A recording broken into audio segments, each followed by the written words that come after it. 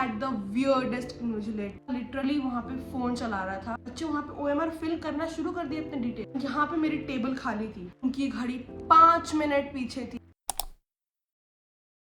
I just passed my class 12th and recently gave my CUT exams and here to share you my experience कि मेरा exam कैसे गया and how NTA treats their candidate who had applied for CUT. So yeah, let's get started with the video. हमारा English और GT का exam 15th May को होना था but due to XYZ reasons Delhi के सेंटर वाले बच्चों का चेंज हो गया। वो शेड्यूल 29th May हो गया एंड जिन बच्चों ने 15th May को पेपर दिया था आउटसाइड दिल्ली या NCR में, वो सब इतने डिसअपॉइंटेड थे। मैंने इतने न्यूज़ आर्टिकल्स देखे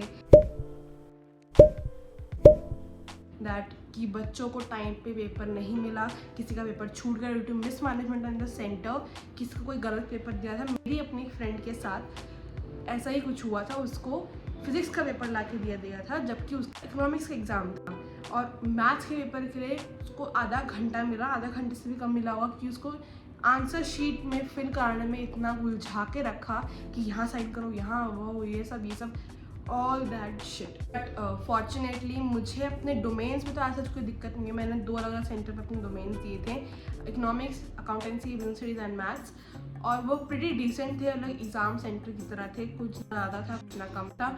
it was like normal centre, तो वो सब तो मैंने कर दिया था। But for language it was like ना I had the weirdest invigilator in that centre guys. Seriously बता रही, जब मैं रूम में गई ना तो वो या तो उनको कुछ बोलने में दिक्कत थी या तो उनको समझने में दिक्कत थी। आई डोंट नो, कुछ तो दिक्कत थी उनके साथ, क्योंकि वो बच्चों को लिटरली ऐसे बुला रहे थे। अब बच्चों को समझ में ना आए, मुझे तो लगा उनको लाइक बोलना ही नहीं आता या फिर वो बोल नहीं सकते हैं। बट नहीं, मुझे लगा वो बोल तो सकते हैं, इतना गुस्सा कर रहे हैं तो बोल रहे होंगे। वो बच्चों को बोलना ही नहीं चाहते थे कुछ। जाओ बाहर से देख के आओ, सब कुछ खुद कर लो, ये सब मतलब उनकी कोई इंस्ट्रक्शंस थी ही नहीं। वो कहते थे खुद ने पेपर दिया है ना, इतना समझ में तो आना चाहिए। अब वो इरिटेट हर 2-2 सेकेंड पे हो जाते थे। लिटरली वो 2-2 सेकेंड पे इरिटेट हो जाते थे। कट गया, यू वेटिंग कि अब पेपर मिलेगा, अब पेपर मिलेगा, अब पेपर मिलेगा। And by time it was already 2:45 और मैं वहाँ पे दूसरी टीचर्स को देख रही हूँ कि वो बॉक्स ला रहे हैं, शीट ला रहे हैं, OMR की क्वेश्चन आंसर डिस्ट्रीब्यूट करना शुरू कर दिया हम लोगों ने। बच्चे वहाँ पे OMR फिल करना शुरू कर दिए अपने डिटेल्स और यहाँ पे मेरी टेबल खाली थी। वो बंदा लिटरली वहाँ पे फ़ोन चला रहा था, लाइक दिस। अब 2:48 हो चुके थे। मैंने बोला चल भैया तू पूछ ले, इससे पहले तेरा पेपर कबाड़ा कर दे। तो मैंने सब बोलिया सर, उसने दिखा नहीं, मेरा बोला सर, उसने फिर नहीं दिया, बोला सर पेपर कब दोगे। तो उसको तो कोई मेरी आवाज़ समझ ही नहीं आई। तो लाइक कोई 2:58 पेपर मिलेगा। फिर उसने पीछे भागा लेने के लिए एग्ज़ाम शीट्स। वो आया, फिर उसने डिस्ट्रीब्यूट कराया एंड एज यूजुअल NTA 2 घंटे पहले हमें बुलाता है, लेकिन उसको text book number, code number, answer sheet, signature उसी टाइम पे करवाना होता है, उस 45 मिनट में जिस समय आप एग्ज़ाम लिख रहे होते हो। ठीक है, फिर कोई पेपर कर रही थी मैं अपना आराम से। उसके बाद दूसरे इन्विजिलेटर ने अनाउंस किया कि बस 10 मिनट बचे हैं। अब मैं वहाँ घड़ी में देख रही हूँ तो 15 मिनट रहते हैं यार। तो ये बोलते नहीं वो घड़ी थोड़ी पीछे है और उनकी घड़ी 5 मिनट पीछे थी, लिटरली 5 मिनट पीछे थी।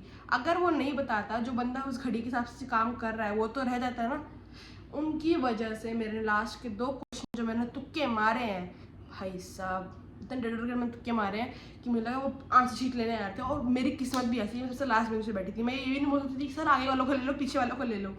मैं क्या बोलती, मैंने दे दिया अपना एग्ज़ाम कैसे भी करके। एंड घर आके मैंने थोड़ा सा टेली वेली करा मार्क्स का, यहाँ वहाँ से आंसर की निकाल के। And like I think it's a pretty decent score जो मैंने कैलकुलेट करा है। होपफुली इतना ही रहता है, आई गेस इतना ही रहता है। If anyone is watching who is going to appear in the next year CUT exam में, भाई अपनी घड़ी लेके जाओ, अपनी घड़ी सीरियसली लेके जाओ। उनकी घड़ी पे रिलाय मत रहो। सेकेंड टिप वुड भी, अगर आप मॉक्स लगा रहे हो, अभी तो आप क्या लगाओगे, अब तक 12th में आए होंगे, बट अगर जब भी आप मॉक्स लगाना शुरू करो, जितना आपका टाइम लिमिट है उसके हाफ में ख़त्म करना शुरू करो, क्योंकि वो लोग इतने साइन, इतनी फालतू चीज़ों में आपका टाइम वेस्ट करेंगे ना, आपको पता नहीं चलेगा कि आपका टाइम चला कहाँ गया। और जैसे ही मैंने दो क्वेश्चन तुक्के मारे हैं ना, मत मारना बिल्कुल भी नहीं। एंड थर्ड टिप मैं कहूँगी, अपने एग्ज़ाम सेंटर पे अच्छे से छानबीन कर लेना, अपने कोई भी डॉक्यूमेंट मत भूल के आना। क्योंकि मेरे क्लास में एक बंदा था जिसने सेल्फ डिक्लेरेशन फॉर्म निकाला ही नहीं था प्रिंट आउट पे, एंड वो तो लकीली किसी के पास एक्स्ट्रा था तो उसने दे दिया। बट प्लीज़ अपने साथ में लेके जाना। जबकि स्कूल में लाइक स्टूडियो प्रिंट आउट के लिए सब था, लेकिन क्या पता आपका सेंटर कहाँ किसी गांव में पड़ जाए या फिर लेने के देने पड़ जाए। तो अपने सारे डॉक्यूमेंट्स घर से निकलने से पहले चेक कर लेना, रिवीजन करके जाना, और टेंशन मत लेना। टेंशन अपनी पढ़ाई की मत लेना, लेकिन एनटीए की ज़रूर लेके जाना, सब प्रिपेयर होकर जाना। That's it for the video guys. अगर आपको ये वीडियो हेल्पफुल लगी होगी, अपना एक्सपीरियंस आपका क्या क्या था वो आप मुझे कमेंट में ज़रूर बताना। आई नो कि सबके साथ अलग अलग एक्सपीरियंस हुआ होगा, बहुत ही अलग ही हुआ होगा, आई थिंक सो। एंड वो कमेंट मुझे करके बताना, and I will see in my next video. Bye bye.